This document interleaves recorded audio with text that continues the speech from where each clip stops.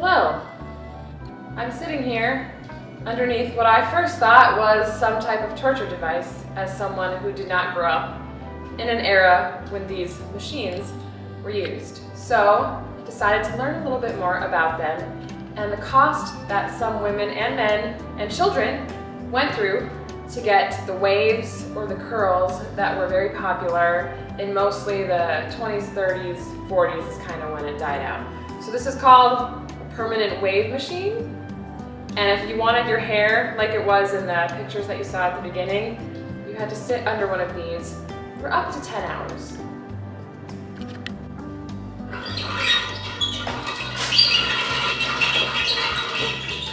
So it is my understanding from my limited research that to do this, there would be separate brass rollers or some type of metal roller.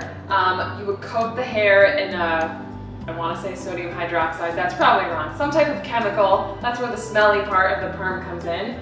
Then you would wind it really, really tight in these brass rollers. I've seen some images where the rollers stick out like this, but I think that's an early model. And then you would heat this up and clamp these metal clamps on the brass rollers.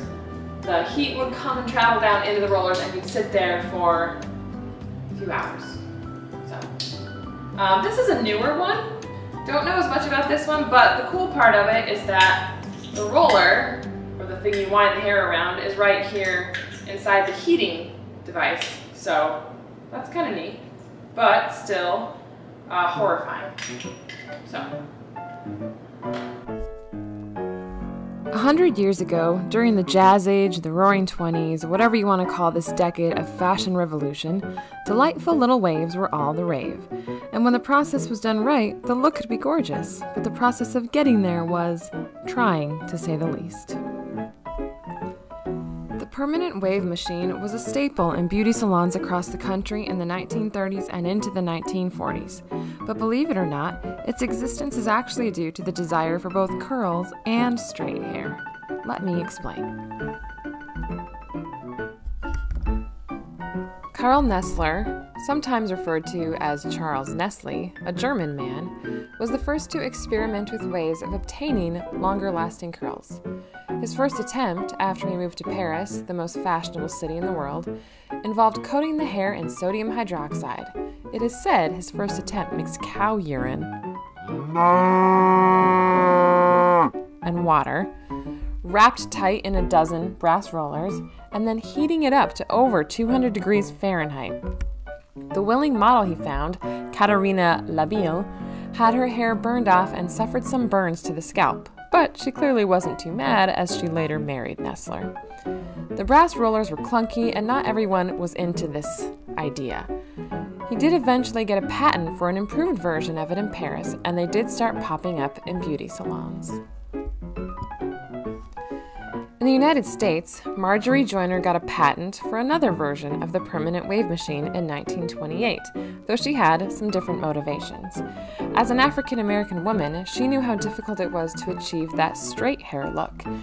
As she was making a pot roast one day, so the story goes, she realized that the hair could be heated from the inside using heated pins just like they used to cook the old roasts. She filed for her patent in 1928 with some significant changes from the Nessler version, including a scalp protector and the chandelier style in which the rods dangle from a dome. Despite the fact that it looks like a torture device, stylish women of the period loved it, and suddenly it was found in salons across America.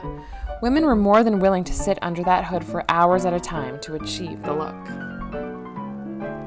The permanent wave machine that we have here in our collection was owned by Teresa Savada and her brother Clarence.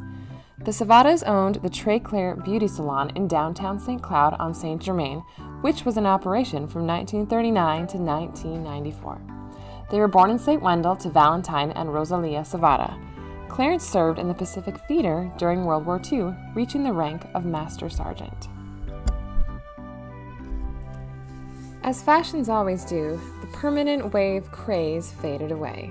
But not entirely. I think the saying goes, history doesn't repeat itself, but it rhymes. The perms came back, slightly different than they were in the 1930s. and anyone who grew up in the 80s or 90s knows what I'm talking about. But thankfully, achieving the look now, if you want a perm in 2022, is much easier and less painful than it once was. All you need can be found in a little box.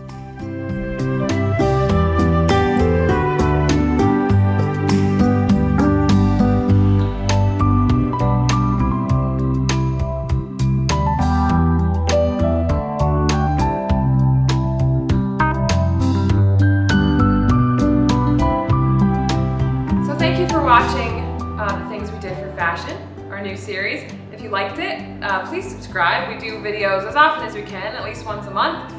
We appreciate your support, and I'll see you next time.